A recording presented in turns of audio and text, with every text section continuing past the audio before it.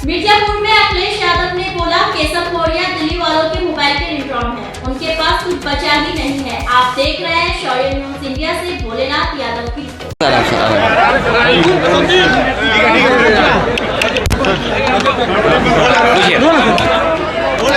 मिर्जापुर के मजवा चुनाव में सर आए हैं, आज जो है जनता को संबोधित किए, क्या कहना चाहेंगे? देखिए इतने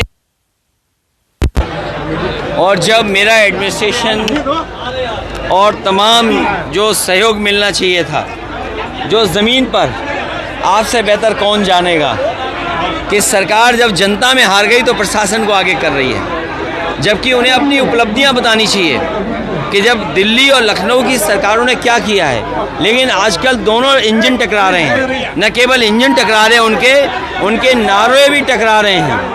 अगर लखनऊ वाले नारा कोई दे रहे हैं तो दिल्ली वाले उस नारे को नकार दे रहे हैं। वही बुनियादी बातें, खाद उपलब्ध नहीं है, किसान की आय दोगुनी नहीं हुई, महंगाई बढ़ी हुई है। इन्होंने हार के डर की वजह से जो अपना इनका इंटरनल सर्वे है और लोगों की चर्चा जब हुई और उसकी भनक पड़ गई कि लोग इन्हें वोट डालेंगे इनके खिलाफ, तो इन्होंने चुनाव की तारीख बदल दी।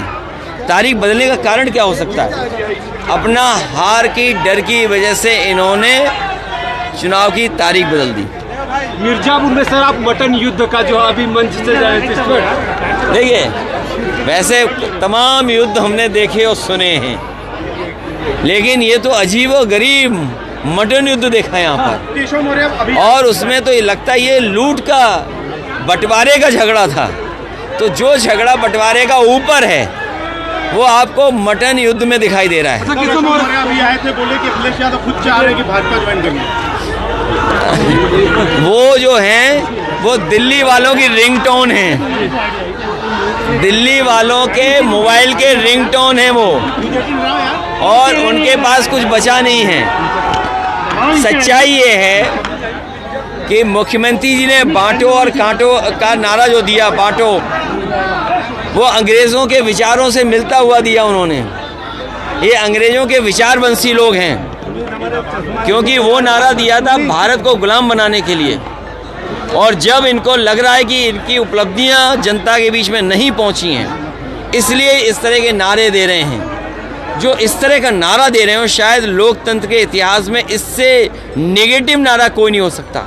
इनके लोग ही किनारे हो गए हैं, इनके जो सहयोगी दल थे वो बटों से किनारे हो गए। नहीं, अभी तक तो ये बटोगे कटोगे दूसरों को बता रहे थे, ये खुद ही बट गए हैं उस नारे को लेकर के। न केवल नारे में बटे हैं, बल्कि इनके बहुत सारे सहयोगी साथी भी अंदर ही अंदर इनके खिलाफ सुरंग खोद रहे हैं।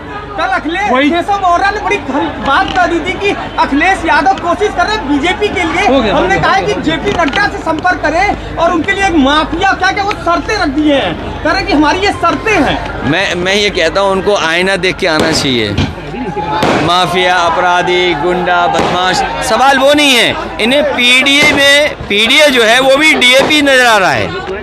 पीडीए और डीएपी में नजर नहीं आ रहा इनको कुछ भी, इसीलिए आज किसानों को डीएपी उपलब्ध नहीं करा पा रहे हैं, क्योंकि इन्हें लग रहा है कि अक्षर पीडीए और डीएपी एक ही चीज है। क्या अखिलेश यादव हटने वाले हैं? क्या मुख्यमंत्री हटने वाले हैं? देखिए, प्रशासन के ही दम पे ये चुनाव लड़ रहे हैं। इसलिए मैंने कहा, प्रशासन से मैंने यही कहा है कि बाबा साहब भीमराव अम्बेडकर जी को याद कीजिए। उन्होंने हमें एक वोट डालने का अधिकार दिया है। आपकी जिम्मेदारी है ज़्यादा वोट पड़वाना, लोग सुरक्षित होकर के वोट डालने जाएं। आपका काम ही नहीं कि वोट रोकना। इनको निर्देश मिले लखनऊ से कि वोट ना पड़ पाए। जो समाजवादियों के अच्छे बूथ हैं उन पर वोट नहीं पड़ना चाहिए, वोट रोकना चाहिए। तो हम कह रहे वोट क्यों रोक रहे हो? आप भी कपड़े बदल लो, आप भी चुनाव लड़ लो। महाराष्ट्र एक तरफ मुख्यमंत्री जी जो है, और ऐसे अधिकारी लोग, याद रखना, ऐसे अधिकारी लोगों के लिए वो डीजीपी ने क्या कहा था, अभी जो पूर्व डीजीपी जो पहले डीजीपी बने थे, कि जो सरकार के इशारे पे गलत काम करते हैं, समय आता है उनके साथ कोई खड़ा नहीं होता है।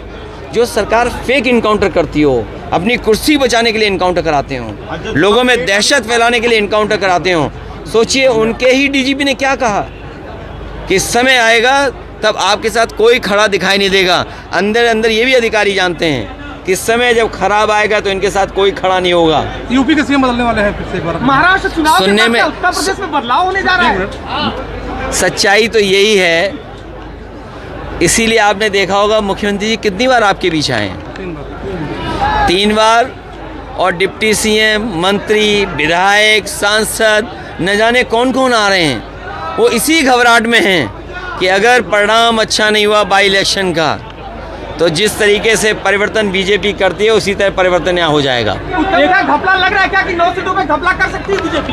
प्रतिशत के हिसाब से देखेंगे तो 100% समाजवादी पार्टी इंडिया गठबंधन जीतने जा रहा है, और सीटों का हिसाब किताब देखोगे तो 9 की 9 सीटें गठबंधन समाजवादी पार्टी जीतने जा रही है। एक तरफ सभा में लेट आने का कारण, लेट आने का कारण यही है कि कार्यक्रम करते करते लेट हो गए, और अगर ये रोकते भी तब भी मैं आता, हवाई जहाज रुक जाता तो सड़क से आते, और सड़क से रोके होते तो देखो हमारे साथी ने ठीक कहा, अगर साइकिल से भी आना पड़ता तो साइकिल से आते यहाँ पे अपनी बहन को वोट से जिताने के लिए।